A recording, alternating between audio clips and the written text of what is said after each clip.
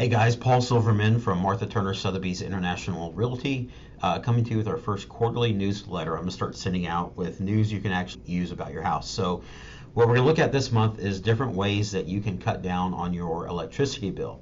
And so we're going to start with the easiest ones that are kind of applicable to everybody, and then kind of move down to some that are a little bit more costly if your home's older or if your mechanical equipment is older. So the first thing I wanted to bring up is a lot of people don't know that you can shop for your energy rates. The two different ways that you can do that, since we have deregulated electricity in Texas, is either individually through all the websites. You can go to a website called powertochoose.org to compare all the rates, or you can also sign up with one of those services like Energy Ogre that will actually continuously shop for the best rate each month for you. So again, it's something that I've just enrolled in myself to try to cut down on those high summer utility bills. The second thing I want to talk about is the type of light bulbs you have in your home. So a lot of us have gotten off of kind of the old school incandescent bulbs and moved to a different kind. And so I want to bring up just kind of some facts and figures that you can think about. So again, the government, because of some of the energy laws, has done everything they can to get rid of the incandescent bulb. And while it's been a little bit annoying, it's actually been a lifesaver for a lot of people because the newer bulbs conserve a lot less energy. So one of the things I'm going to put up first is just a cross comparison of kind of the different energy consumption of the different bulbs. So we can see on here, if you look at incandescent bulb, if we look at 25,000 hours at 15 kilowatts per hour, the old school incandescent bulb will cost $169 to run. The CFL, which are the, let's call second generation bulbs that have kind of the curly Q in the middle that take a while to warm up, would have cost $52, and the newer LED light bulbs would have cost $30 to run. So you can see there's a big difference between incandescent and CFL, and definitely between CFL or compact fluorescent versus the LED. So one thing I would recommend is that when you do buy those, make sure that you find a hue of light that you like the best, whether it's the bright white, soft white, or kind of the bluish tint. So definitely something to keep in mind. Remember that color and buy it throughout the house, because when you have different color lights in your house, it can look a little funny. And the next thing I want to show you is what the long-term savings will be on, let's say, an entire house.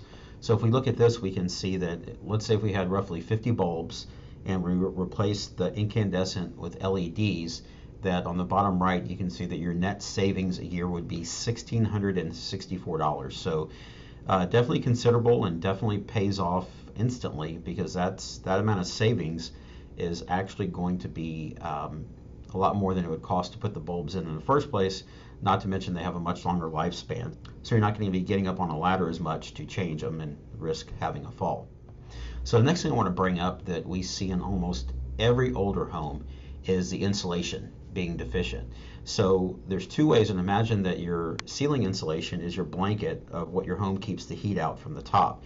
Now, unfortunately, there's not a lot of things that you can do from the insulation in your walls, which over time will kind of start to sag. But there's two different ways you can check your insulation. Number one is with kind of method I have, which is a thermal imaging camera. I'd be more than happy to bring it over and scan yours for you, or just by a simple look getting up into your attic. So we're going to show a picture of what an attic looks like with deficient insulation, and notice that you can see all of the ceiling framing members, not the roof parts, but the ceiling parts. You can see all the exposed beams, which is definitely a sign of very, very poor insulation. And now we'll take a look at what it should look like with your traditional blown insulation. Now, one exception, if you have spray foam insulation, the application of that changes and that actually goes up inside the roof, which requires some special knowledge. So the neat thing about insulation is we can also see a rough cost savings of what it will save per year by adding another blanket of insulation up in your attic. And let's take a look at that. And so we can see on here just an estimate of a 2,500 square foot home, one story. If it had a current R value of, or it stands for resistance to heat value, of 5, and we upgraded it to 30, you would save roughly $375 a year. I think in our hot summer months the number would actually go up from that, but I think that's a good baseline to figure. And it only costs $1,000 to about $1,500 to have it put in, so you can see that will rapidly pay for itself. So the next thing I want to talk about is your AC system. So it can be as simple as getting your AC system looked at before the summer hits. just to make sure that it's drawing the right amperage, making sure that you have the right refrigerant levels in it. It's really important to get that service before we get into our super hot summer. And the reason is because once that happens, a lot of the AC companies start to get backed up. And the last thing any of us want to do is have to sit in a house that's 100 degrees inside or go stay at a hotel. But when the AC person comes out and looks at it, there's two things we're going to look for. Are there any mechanical things wrong with it? And another thing is to look at the age. What a lot of people don't realize, and a lot of people don't think about it just because of the high cost of replacing your AC system, is what is the efficiency of your old unit?